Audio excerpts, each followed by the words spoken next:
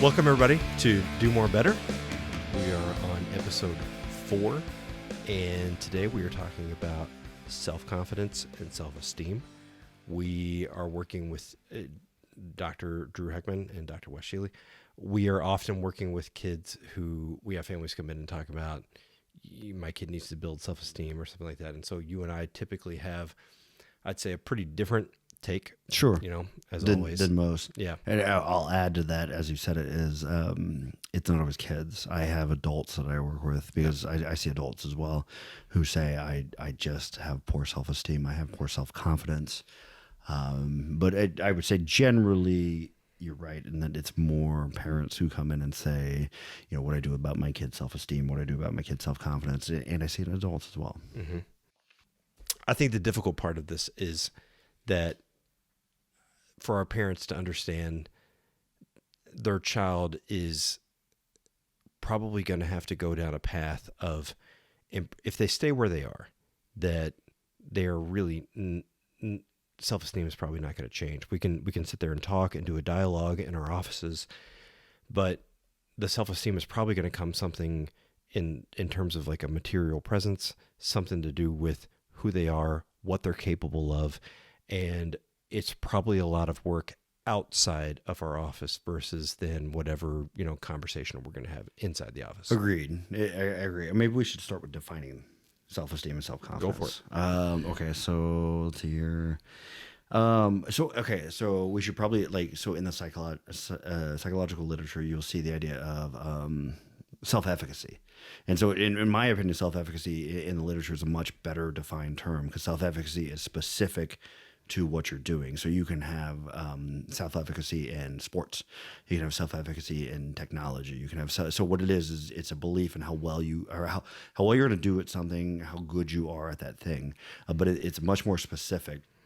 Self-esteem and self-confidence, it seems to be, in my opinion, like a more general understanding of how good you are as a person, how well you do generally. So I don't like it near as much as I do self-efficacy because I think you can. To me, what I see is people who do really well in one thing, and also I understand that I'm not as good at this, and that's an accurate assessment. And I understand that I am good at most sports things, and that's an accurate assessment. And so with self-esteem and self-confidence, I think we have a different definition than what probably you'll find. I think what we would say it is believing that you are not good at something and trying anyway. It would probably be our definition. I don't think that's what our parents' definition would be. I think a lot of people in our field get more bent on self-appreciation and self-love and those kinds of things. Right.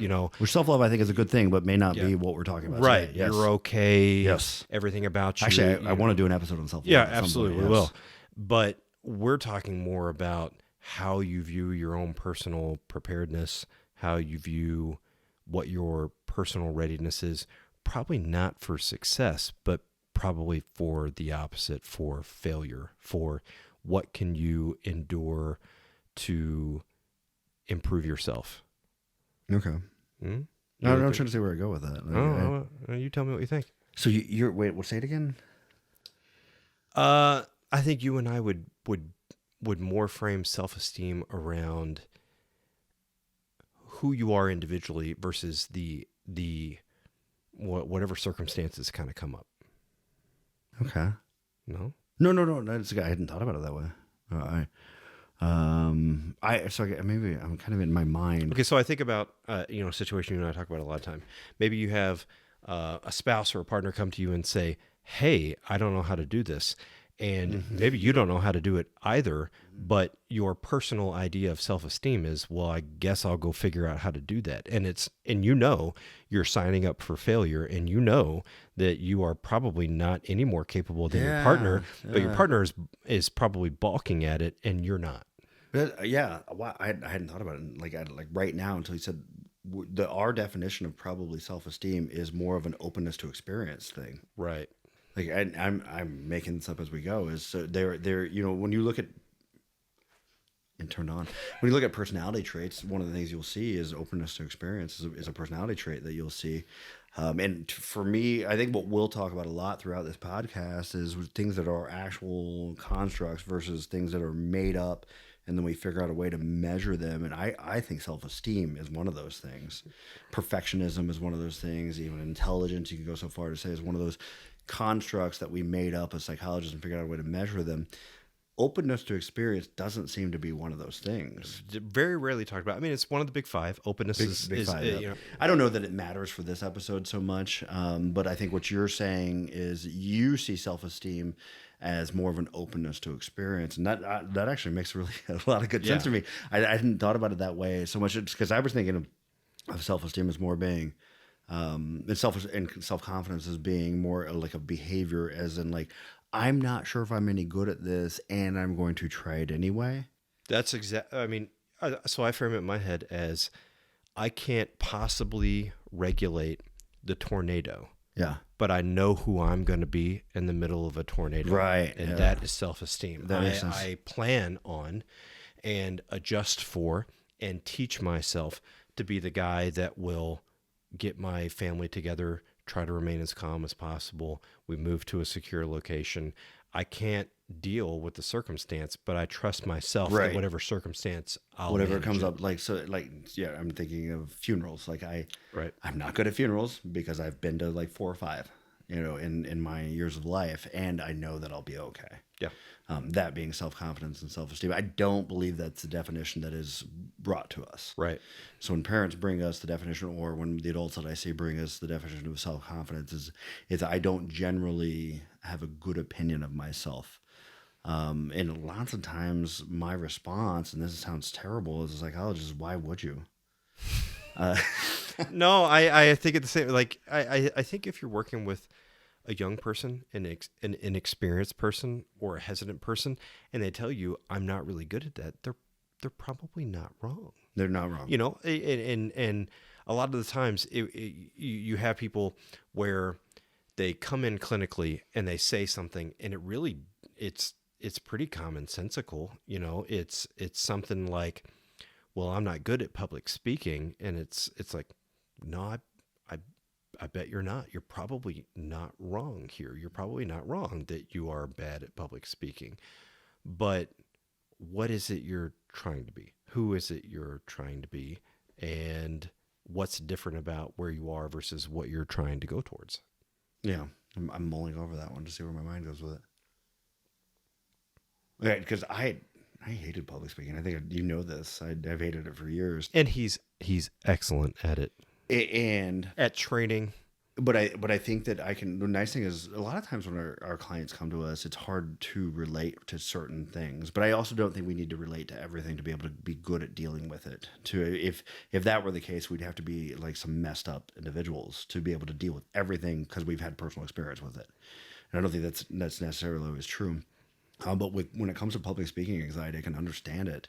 And I don't think I ever started like building this self-confidence around public speaking. I just started doing it. And once you start doing it and eventually the comfort comes along with that. And then when I have parents come in and say, my kid doesn't believe in themselves, or I have an adult who says, I don't believe in myself. And I go back to what I said a second ago, and it sounds so mean to say, well, why would you? It's like, well, really, why would you? Like, until you start doing it, you're not going to feel good about doing it. You're not going to believe in yourself about doing it, and maybe you shouldn't believe in yourself right now. I think I lost track of what you were saying. No, I think it applies, because I believe it comes down to, well, right, probably you shouldn't be so self-confident in that situation, because maybe you've never done it before. And the hard part is asking someone to sign up for doing more of what they're saying they know they're going to suck at. You're right. Like, hey, I'm not very good at trying new things. I bet you're right. Why don't we go try a bunch of new things? That's a really difficult sell and a really big clinical objective. Often,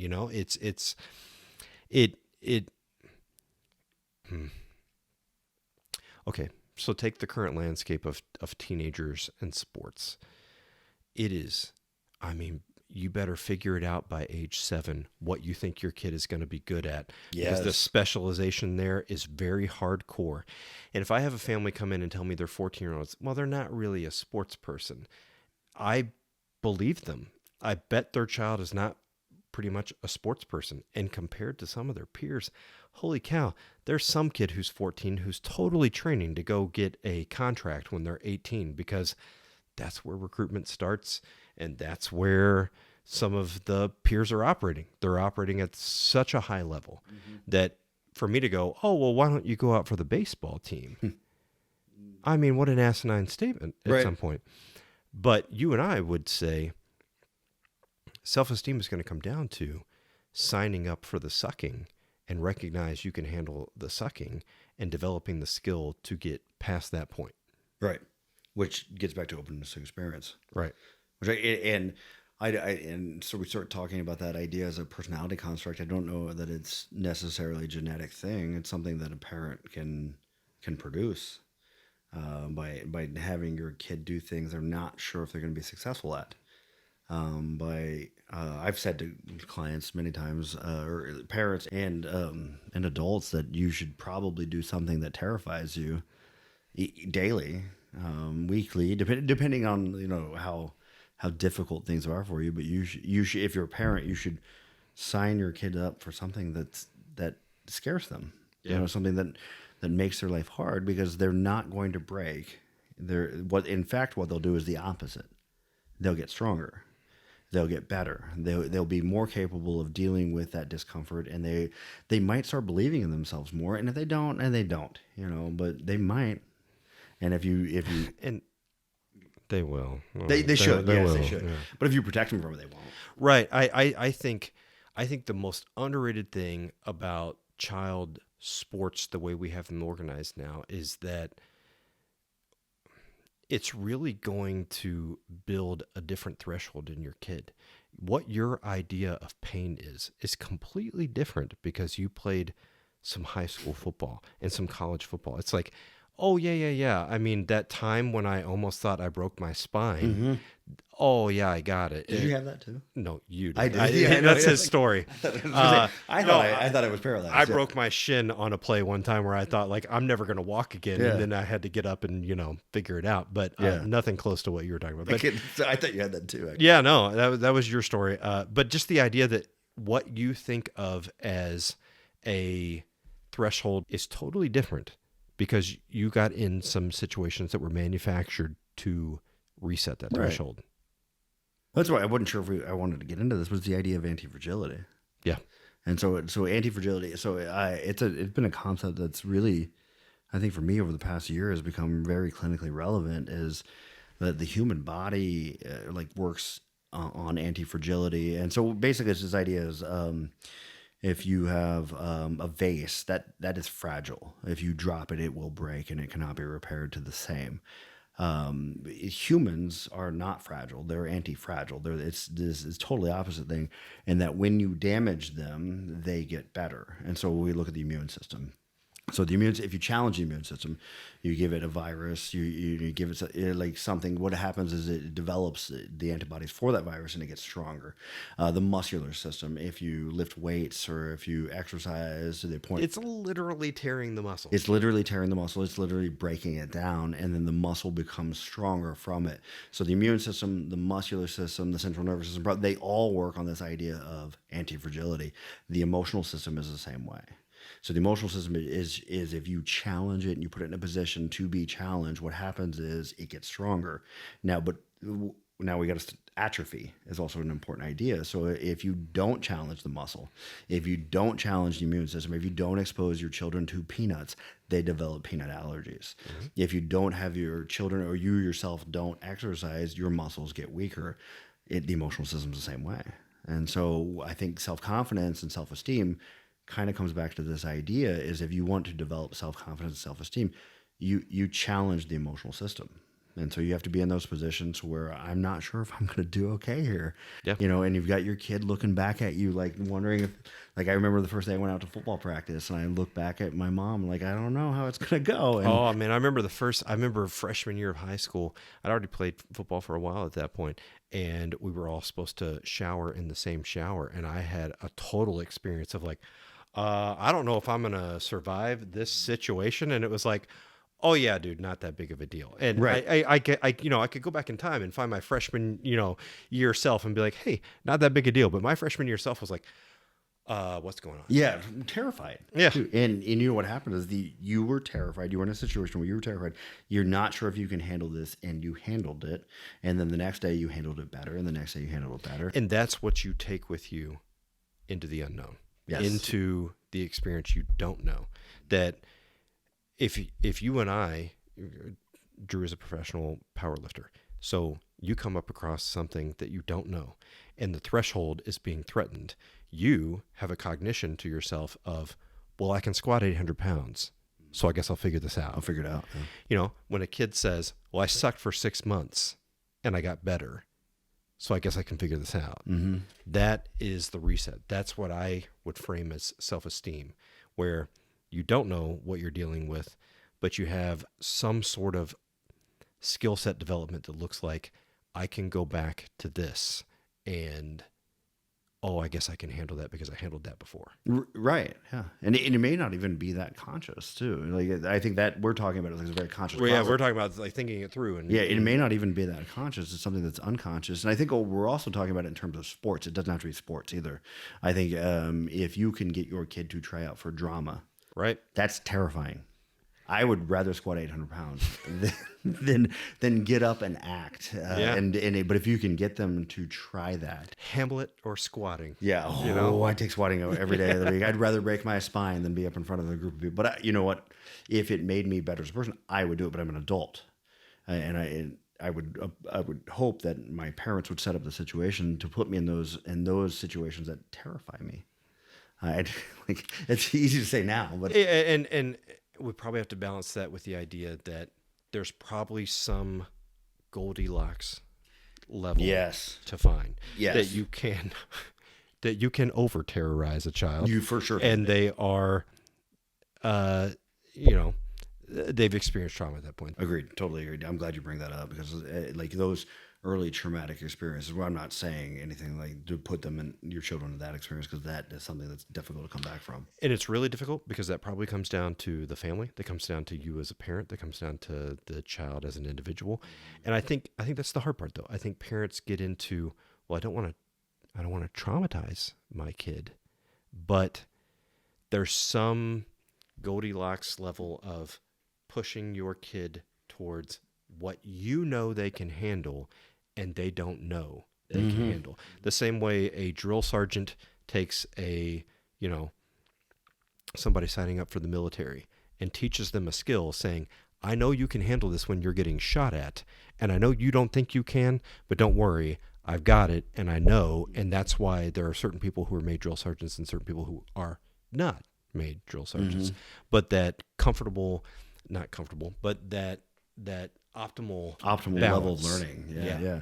And so that Goldilocks zone is probably the best way of saying it. So you can literally love your child to death, to where you right? It's like you can love them so much that you've made them incapable of living their lives. So you can be totally focused on them developing their self-esteem and their self-confidence and believing in themselves when they really shouldn't, because you haven't set up the situation to make it hard for them. We'll get into something at some point, I'm sure, where we talk about, how reward systems go. And you can actually, you water down your product when you're offering too many rewards and those kinds of things. For sure. Yeah. I think so. Yeah. So like in finding that Goldilocks zone, so where you're not loving them, like loving them to death, but I shouldn't say it to death, but loving them to a point that they're not a balanced adult someday. Yeah. And a lot of times clinically, what I tell the parents I see is that what we're trying to do is produce an adult we want to hang out with someday. Yeah. And at this rate, a lot of times we wouldn't want to hang out with them. And if you develop them into believing that they're great at everything that they do when they're really not, we wouldn't really want to hang out with them. But also we don't want to develop a an emotional wreck too. Yeah. So, and so like they should feel safe. They should feel loved. They should feel accepted. They should feel appreciated. They should feel approved of, and they should feel challenged.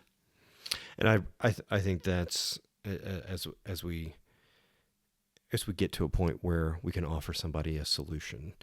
I think the solution that you and I would offer here is it's really not about the outcome and so much more about the effort. That there are certain, truths out there that exceed our real understanding, but it goes back to, it's really not whether you win or lose, it's how you play the game. Yeah. And we can put our kids in a situation where we know we're signing you up for failure, or we know that you're going to fail, but it is totally about how you play the game that is going to matter for the next game and Right. the next game and the next game. Right. You're right. Oh, I'm glad you brought that epiphany to me. Did it again. Look what you did. I'm blowing your mind, man. You're blowing my mind. 'Cause, no, it's not that you're blowing. You're bringing my awareness to something that I often talk about clinically. It's the process, not the product. It's paying attention to how we get to the product, not the outcome. And I definitely think, and I don't want to get too much cultural criticism right now, but we are in our culture very focused on the outcome, the grade. Did you win? Did you get the job? How much money you're making? We're not near as focused on the process of how'd you play? Did you play hard? Yeah. Did you try as hard as you could in that class? You got a C, but you tried as hard as you could. Okay, that's fine. And I think that what we're talking about is focusing on the process, not the outcome. Yeah. And clinically, that is so important. Is are we shooting for a better process, and the outcome is not near as important.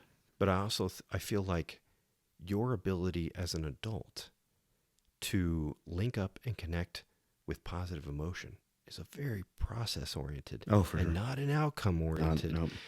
Whether or not you stay divorced or get divorced has nothing to do with it. And it's so much more about who were you in the middle of the argument with your spouse.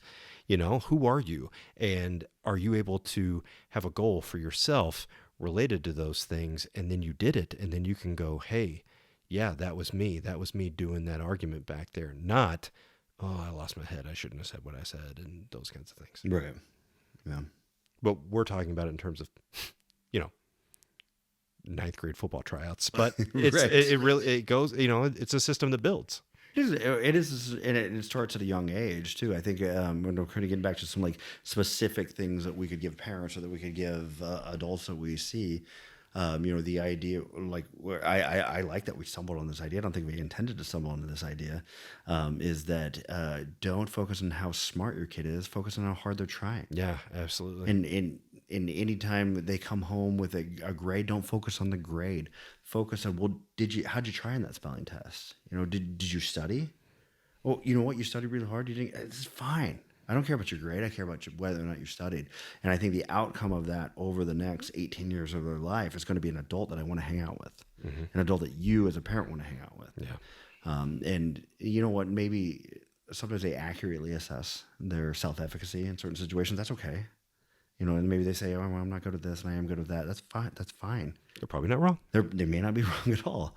And maybe they're scared to try something and they try it anyway. That's what we want. Yeah. And if you're an adult listening to this podcast and you're scared to try something, I think we go back to our earlier episodes where we say that we should set up, but we should start working towards that. Yeah. We should set a small goal towards working towards that, because that's how I develop self-confidence. I don't start believing in myself and then make a change in behavior. I make a change in behavior and then I start believing in myself. I start doing better and then I become better. Do more better. Absolutely. Thanks for spending time with us. We'll see you guys next episode. If you haven't already, click like and subscribe, and we'll see you guys again.